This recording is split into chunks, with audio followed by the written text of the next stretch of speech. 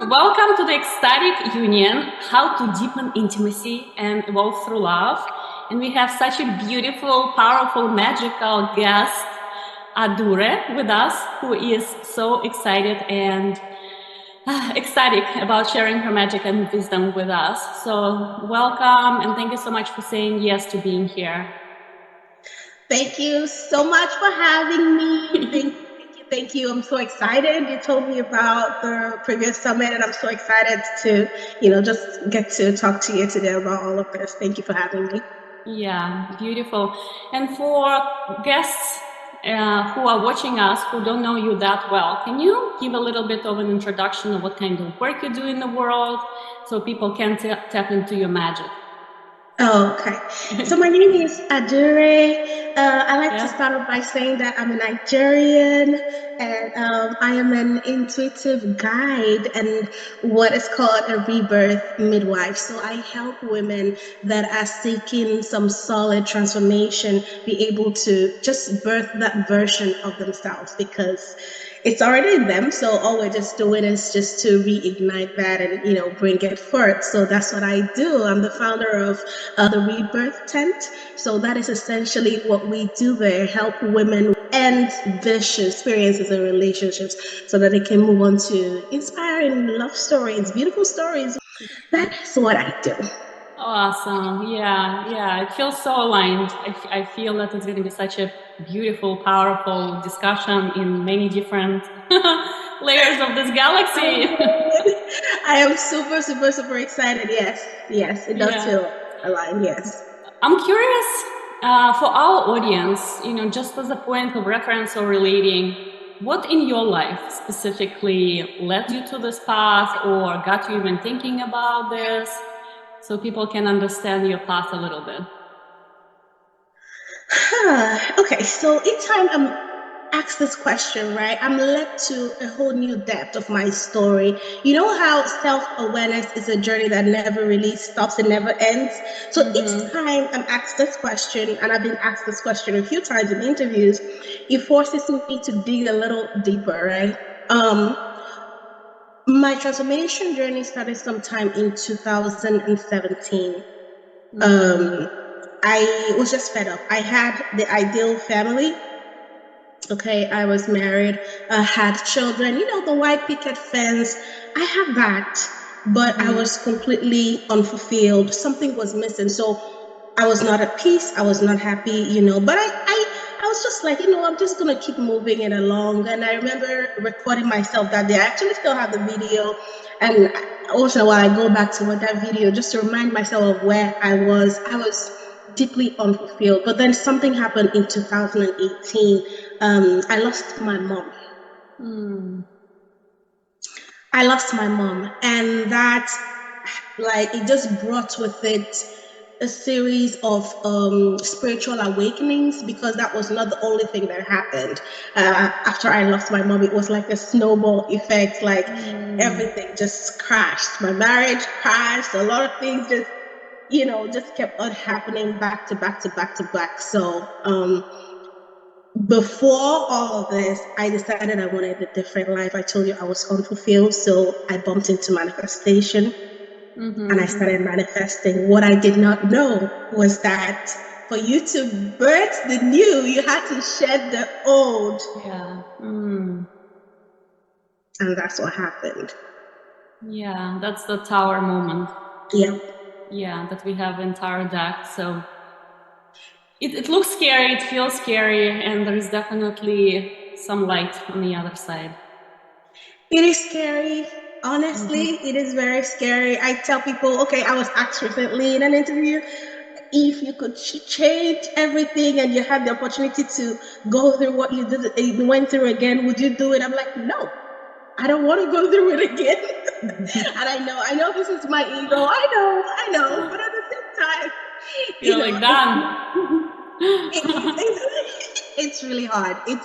It's really, really, really, really hard. But I have noticed that with that pain comes something so beautiful. I tell people, pain is a polite guest. It doesn't come to you empty-handed. It comes with presents. It comes with gifts. It's a very polite. Yes. Oh, I love this. This feels so amazing. Yeah, beautiful. Yeah, and from knowing you and knowing your work, I know that you work with women specifically identifying those broken relationships or being attracted to the wrong type of guy or going in the same circle over and over and over again. So can you share a little bit about what's underneath it? What do you see for those people? Okay, so in my work, we go from the roots then to the fruits, right? So what this means is that I understand that sometimes you have to use a band-aid approach, but usually by the time these women find me, they've been to therapy, they've been to counseling, they have listened to affirmations, they're working with affirmations, they've been on YouTube, but those are just band-aid approaches. So we go all the way to the roots. Why are we here? Okay. And that's why I really wanted to talk to you today about the gift of karmics. Because when most of us hear karmic, when we hear karma, there's this thing, oh my God, have I been good? It's almost like hearing about Santa Claus and you're like, have I been a good boy or a good girl? Yes. For Christmas, right? So I just wanted to talk about the gift of karmic, because if you start looking at it from that perception or that perspective, everything changes. The karmic is your teacher. Whenever you find yourself as a woman experiencing, or even as a man, because even though I work predominantly with women, you will be surprised, the number of men that are going through similar experiences. It's just that theirs might not be in relationships. It might be in regards to finances, because we have karmic lessons everywhere. Okay. So when you find yourself attracting the same experiences, one example I tell people is this: you meet Mr. Donald from Arkansas and he treats you a certain way. And then you go over and you meet Kunle from Nigeria and he treats you the same way. And you meet Pablo from wherever and he treats you the same way. And you know that these men do not know each other. And if you are like most women, you did not really go into details and the intricacies of your relationship. So there's no way they are deliberately replicating those experiences. Do you understand what I'm saying? But somehow it's almost like they all had a meeting, got into a room, had coffee, and decided, you know what? We're going to treat her this way. Yeah, I love it. That's what I tell people. Now, that is the time for you to go back to the drawing board. Okay, same experiences, different people. You've changed your hair, you changed your body, you changed everything about you. You're even working on your personality. You probably have even caught on the fact of being more feminine. But somehow, the results are the same. That is a time for us to go back to the drawing board, because at the end of this whole thing, there is a microchip. And that microchip is embedded inside of you. You are the common denominator. Okay? You are the common denominator. So that is the time for us to get to this. Now, you talked about what could be the reason. So the reason why we meet karmics in the first place is so that they can help us learn the lessons that we're here to learn. I know how this sounds, because we really don't want to believe that our ex that stole all our money and hit us and did all the bad things to us, came to teach us. That's not how we want to see them, because when we start seeing them that way, it forces us to release resentment. It forces us to release the unforgiveness. And sometimes we need to hold on to something. Because whatever it is we're holding on to kind of justifies our pain. It kind of justifies why we're acting. But when you're asking us to release that, it's almost like, then who am I? I'm not the person that this was done to. And that was done to. What is my new identity? But when you start looking at them as, they came here with me for a reason. I have a soul plan. I came here into this earth with a soul plan. And for me to carry out this plan, just like you and I would, if we have plans right now in this moment, or you bring out your paper and you're writing your plans and I'm writing my plans, The truth is that 9 times out of 10, we're going to need other people, other resources to help us birth our plan. True or false? Yes. That's how I see it, right? So you came here with a plan, and that plan you came here with, you cannot execute alone. So these souls, having known you from a different dimension, decided, you know what? I love you so much. What are friends for? I mean, you need you need help. You need to, execute your plan. I'm signing up for this. Sign me up. I'm coming with you, right? We're ride or die. I'm gonna help you out. So we're gonna go to Earth, and I'm gonna be your teacher. Okay, you have lessons in learning. You don't know how to treat yourself. You're always giving more than you receive. You don't understand reciprocity. Okay, you do not practice balance in your relationships.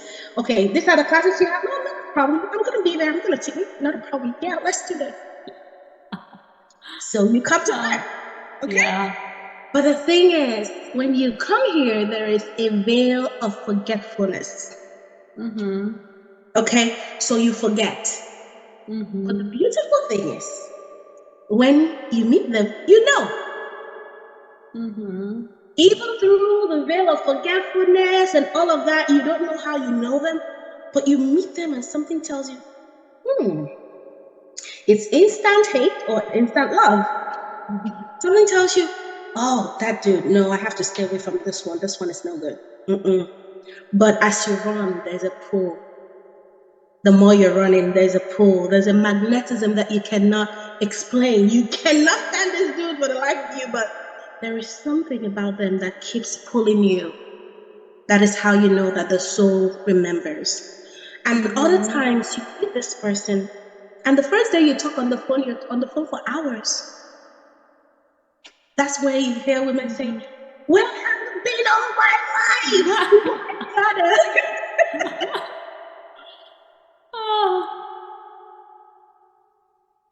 All my life, because you just connected, and it's like you've known them for ages. And the reason why it's like you've known them for ages is because you've actually known them for ages. It's not a lie. Okay? And then after that magnetism, the cycle starts. After the love and especially the highly charged sacral energy, the sex, because karmic relationships usually come with a lot of passion, right? And the reason is for that we need for that magnetism to take place so that these lessons can start.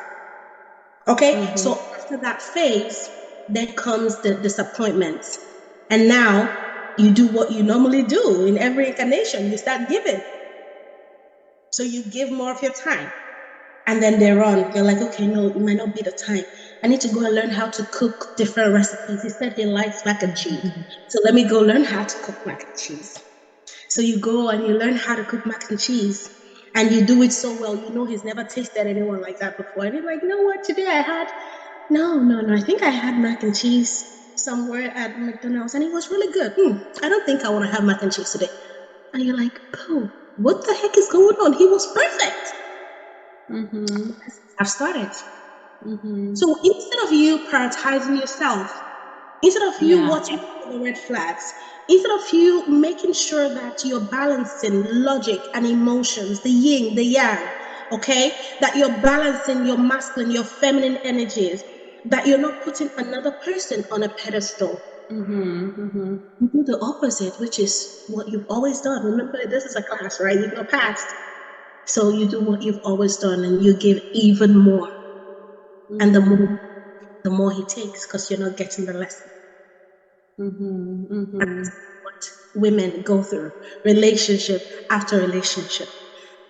Now, the beautiful thing is that once a karmic lesson is learned, the relationship either disintegrates completely. So you would have a clean breakup, conscious breakup. We're not bearing any animosity towards each other, or you would have a divorce. It's done. It's complete. It has become unbearable practice. The lesson is learned. Okay. Or if this person is a karmic soulmate, they are a soulmate, but you have some karma with them. The relationship morphs into a different relationship. A new cycle begins. You've seen that in what card is that? You have the death card in tarot, okay, for that whole transformation. You know, a new cycle kind of begins. The wheel turns when you have a whole new cycle that starts, and now you're like, wait, this man changed. Oh, she changed. Yeah. Whatever happened? She just changed. I no longer have to complain about everything. She just changed. That was a soulmate, but you had some, like I was telling Olya before we started, you have some karma sprinkled in. Yes. Yes. So, yeah, that will be a very short preview of what this cycle, it's like. It boils down to self. Yeah. They are just a mirror. They're just showing you, hey, what you're thinking. I know you look all fly, but inside of you, you're thinking you're not that great. So I'm just gonna tell you, you're not that great. What are you gonna do about it? Yeah, beautiful. Yeah, it's such a potent medicine. I can feel it. It's activating your full soul potential through engagement and relating and learning from another soul. And when you put it in the timeline and the frame of, this is an agreement, and as bad as it looks, it's still valuable for me and valuable for them, because that's how we alchemize and that's how we both grow from this connection. It just becomes, it becomes expensive. It feels expensive. There you go. That is the word. And that is the reason for most of the karma that we experience. It's really about soul expansion and the soul experiencing different facets of life. That is the goal of it. When you start feeling this way, the word you use, expansion, that is what happens. And gradually, okay, a lot of things start to dissipate. That negative energy, that heavy energy, unforgiveness, resentment, it just starts to fall away. And there is something that I need to point out real quickly. The reason why the karmic relationship is so intense is this. Sometimes the people that we incarnate with that happen to be our karmic partners, we have lived out lifetimes with them before, right? Trying to learn the same lesson. Okay, so let me give you an instance now. So I come to you all year and I spill your morning coffee. Take coffee, water, whatever. The first time you're gonna be like, oh no, it's okay, it's okay, it's all right. You're not happy that your coffee spilled, but you could understand that it's an honest mistake, right? And then the next day I just go and I spill it again. You're like, okay, maybe I should start placing my coffee somewhere else. Okay? So that she doesn't spill it. You're not happy because you're expecting that I should have been more careful this time around, right? So you move your coffee a little bit. But somehow, on Wednesday, I find it and I spill it. Do you understand? And I did that for 1 month in a row. Now we have a real problem because you know that I'm deliberately taking out your cup of coffee to spill it. And that is why the karmic relationships are so intense. That is why when they hurt us a little bit, the pain goes a long way. Like, it's almost like it ripples, it bubbles up inside of us, because even though we don't remember why they not texting back on time, right? We don't remember why. We cannot rationalize why it's such a big deal. It doesn't make sense because other people don't text us back, in 5 minutes. So it's not a big deal. Why is it that when this particular person doesn't text back in 5 minutes is the problem? That is because your soul remembers. Your soul remembers all the time they hurt you in different lifetimes and different dimensions. So every little act of neglect is betrayal. And not just betrayal from them. There's also self-betrayal, because now you're thinking, oh my God, why did I even text them? They do this all the time, 5 minutes and they've not responded. And when you tell this to your best friend or your family or even sometimes your close, they're like, why are you talking? Girl, it's just 5 minutes. Yeah, but you're activated, But there is a story. There is a never-ending story that has been going on, and you don't know how to explain it. It doesn't make sense. You don't know why you feel how you feel, but your soul senses that, and your soul, reacts with that same intensity of, this is the 100th time you're doing this. And the person is like, this has only happened once. Why you are overreacting? Okay. Yes.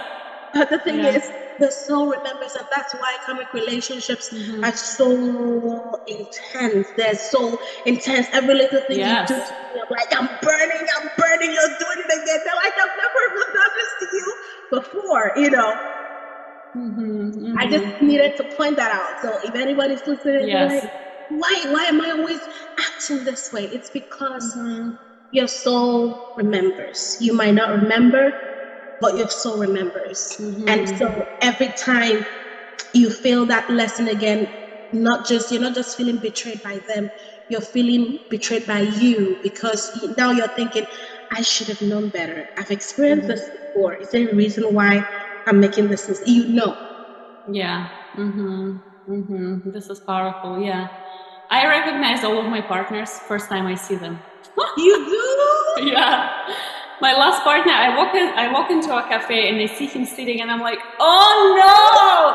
I walk around, I just run from the cafe. I'm like, I just need to run. I run away. So that was like lunchtime, 1:00. At 6:00, I have a nighttime meeting in my business club. He walks in. And I'm like, okay, second time in the day, universe wants me to remember and learn, so let's see. Oh my God. I wish I could say that years ago. I didn't know. I didn't know about anything of it. I didn't know about all of this. Even the man that I married, I knew he was supposed to be my husband. I don't know how I knew, but I was at such peace with it that I knew that this man, I was supposed to marry this man. So even with everything that happened, I know I was supposed to be there. I don't know why I was supposed to be there, but there was a peace, you know, that made me realize that, yeah, I'm supposed to be here. I don't know what this is going to be, but I know I'm supposed to be here. Yeah, the more aware you become, you start to look out for this thing. Someone said, if you meet a person and there's butterflies in your stomach, you gotta run. You gotta run, because we were taught, you know, watching Hollywood movies and all of that. Yes. You know, butterflies in your stomach means that this is the love of your life. You'll be with them forever. And it's true, actually, you'll be with them forever and ever. But the thing is, are you gonna learn these lessons again? And are you gonna pass them? Because it's not about learning. You can do this for lifetimes. Question is, at what point are you going to make a decision and decide that it ends here? That's So would you say for somebody who is watching us and they would be like, oh my God, I know exactly what you are talking about. It's the same lesson.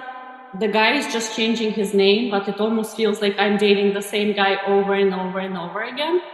So for those women, if she sees the red flag, if she identifies, oh, it hurts so much, it must be something big for me to heal, how would you suggest them to go about it? That's a good question. I would always say, this is a channel message. I'm sorry. But come home to you. Oh, beautiful. Come home to you. You've recognized that you've experienced all of this, but just for a little while, let's not make it about them. Let's come home to you. Let's start looking at the ways that you've said yes when you meant to say no. Let's start looking at the ways that you got so into giving that you forgot to receive. Let's start looking at the ways that you have been pouring, you know, from an empty cup. Let's start looking at the ways that you've not cared for you. For someone like me, like I am a giver. I love to give. Give. That's just me. I love it. It makes me happy, right? But I had to learn the art of receiving. As women, we're just natural givers. It could be our time, could be resources, it could be, you know, so it's just normal, right? But we have to learn the art of receiving. Because if you're always at the place of giving and you're not receiving, you are disrupting the balance. And here in this dimension, it's all about balance. Even karma itself is balance. Okay, so when you're making it one-sided and you're giving and you're giving and you're giving, and when things are not going right, instead of you to pull back your energy and reassess what's going on, why do I want to give today? Am I giving from a full place? Or am I giving so that I can be seen? Am I giving so I can be heard? Am I giving because I feel like I have to give something? Am I giving because I need to be needed? Yeah. If I'm given so that I can be needed, why is it so important to me that I'm needed? Okay? Because the thing is, you're inherently valuable. You don't have to lift one finger to be valuable. If you're here in this time, space, reality, you are valuable. And if you have to go to such extents to try to save someone, because that's what we normally do, as women, we like to save them, save them. Once you get into that mosaic energy, that's a time to reassess. Why am I trying to save this person? I'm not even save me. I need some loving here. What I usually do is when I get that pushback, no matter how subtle it is, I channel that energy back to me. Hey, babe, what are we needing today? Do we need to get our nails done? Do we need to take a walk? Do we need to meditate? Do we need to cry? Do we need to journal? Do we need to audio journal? Do I need to put a camera in front of my face and just really talk about how I feel? Do I need to vent? What am I needing? How can I love me a little bit today? Do I need to affirm to myself? So there are so many things that we can do, but it starts with coming home to you. Yeah. I am gonna drop just one tip of something that I learned recently. I created what I call a brag book. So in this bragging? yes. Yes, awesome. Yes. I'm already excited. Sign me up. It's a brag book. And in this brag book, we talk about the different things that you've accomplished, because sometimes someone is listening to me now and they're like, accomplished? What does that even mean? Yes, the things accomplished. Sometimes we lose sight of the things we've accomplished because we've not gotten the next best thing that we're wanting. Yeah. Okay, so that validation that you're seeking from other people, it's time that we start giving it to ourselves. So we go to our brag book and we write all the ways that we're phenomenal, because we are. We are. This is not me trying to be narcissistic or whatever, but it is who we are. We are beautiful, we are phenomenal, we are powerful. What are the things that you've accomplished? Maybe you didn't feel like getting out from the bed today, but somehow you did it. Probably even took a shower, maybe washed your hair, probably even put on some lip gloss. Yeah. You did something. You didn't feel like doing it, but somehow you were able to do it. You accomplished that. So let's get all of that on paper. We need to see it. Get it out on ink. Did you get a degree? Did you get a job? Did you leave a job? Did you get into a relationship? Did you leave a relationship? Did you move out of a place? Did you move into a new place? Did you say yes to something that scared you? Did you say no to something that you didn't want to do? Let's get it all out on paper. And let's keep adding to that. So next time you're needing validation, you're feeling like doing and doing and doing, you go back to your brag book and you're like, I'm bad, man. It is what it is.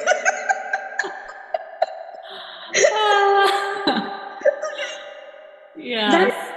You love on yourself just a little bit more. And another thing that I would really recommend is inner child healing. Yeah. That is so powerful. Most times when we're doing that, it's just the inner child in us that is wanting to be seen. Wounds that go way deep. You can be like, hey, babes, we're good. We're all right. We're safe. There are so many things that we can do. We can even start with something like chakra affirmations. When I work with women like this, I find that I keep going back all the way to the roots. It always boils down to the roots. Mm-hmm. You're not feeling safe. You're not feeling Yeah. secure. Mm-hmm. Mm-hmm. Okay. So we can even go all the way back to that. Look at those affirmations again. I am safe. I'm secure. All of the universe loves to support me. People like to help me. I'm lovable. I'm loved. There are so many ways. But it boils down again to coming back to you. Yeah. Powerful. Because the beautiful thing about you is this. Every other relationship you have, and I really don't mind who it is with, they come and they go. And we don't want to acknowledge this fact. But it's the truth. At some point it ends. The only one that doesn't end is the one you have with you.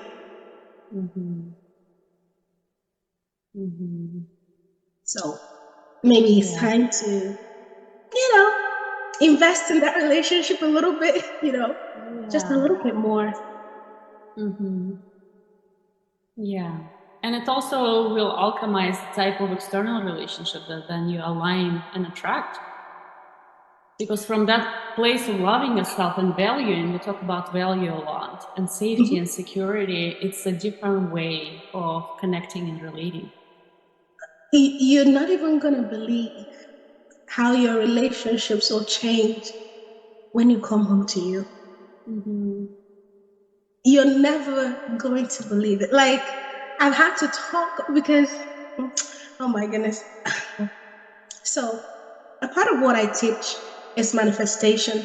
Not just the law of attraction, but the law of assumption. Okay? But the greatest way, the quickest way, the most wholesome way to manifest that love story that you're wanting is by coming home to yourself. People come to me all the time, they're like, can you teach me how to manifest a specific person? Of course I can.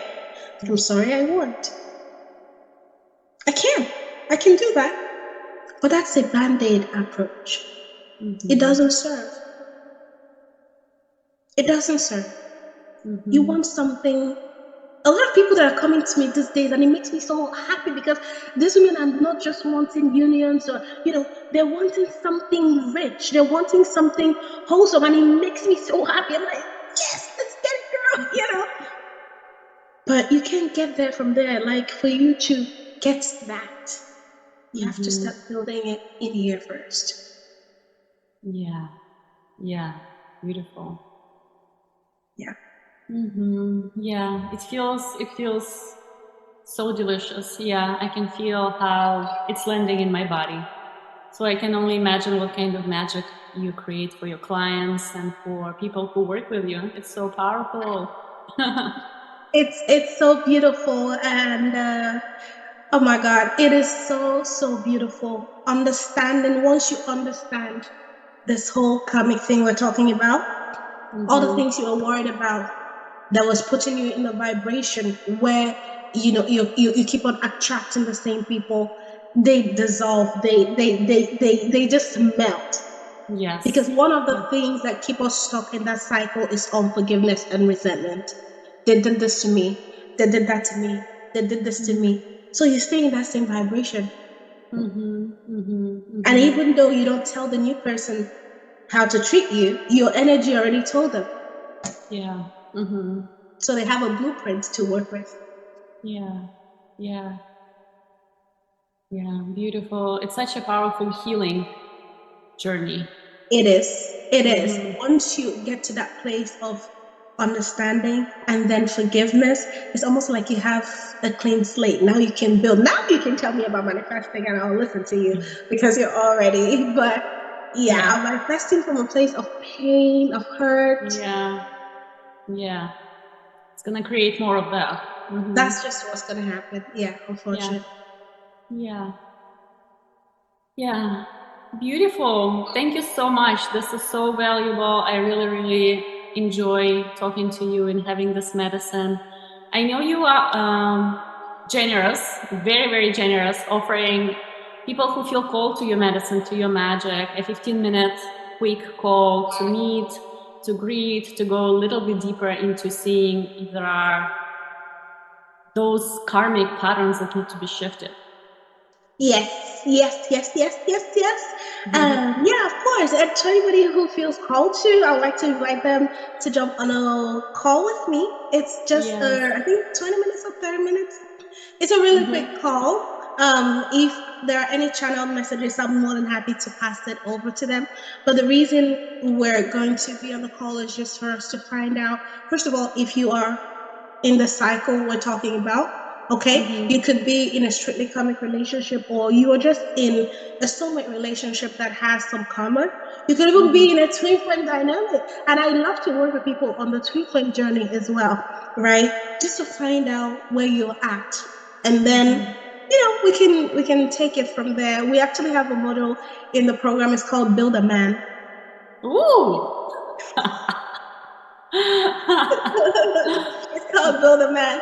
So that is where the manifestation thing comes in, but we don't go all the way from the roots. That no, we go from the roots and then we work our way up there. This is something really intense. There's a model called like a virgin, and that is probably something we're going to talk about some other time. Why we have to bring that in, because a lot of the pain that we carry in our womb, right? Yeah. So there is that kind of healing going on too. So yeah, if anybody is called to do that, go ahead. It's free. There is no cost. I'm not selling anything to you. It's just for us to find out if you were in the cycle, and just at least get a few tools that you can start, working with. That's it.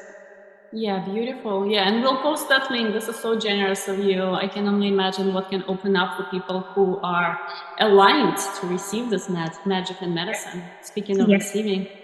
And if people want to find you, what's the best way? How do you like to be introduced to people, to connect to people? Oh, I am on Facebook, Adaure, ADA, and then URE. And I am on YouTube. It's called Adaure Speaks. I'm on Facebook too, on Facebook page, Adaure Speaks as well. So basically, yeah, if you type Adaure Speaks, you should find me. You should be able to find me somewhere. Yeah. Awesome. Yeah, and we'll attach links. And thank you so much for sharing this beautiful, powerful magic, channeling messages for our audience. This is such a gift to have you here.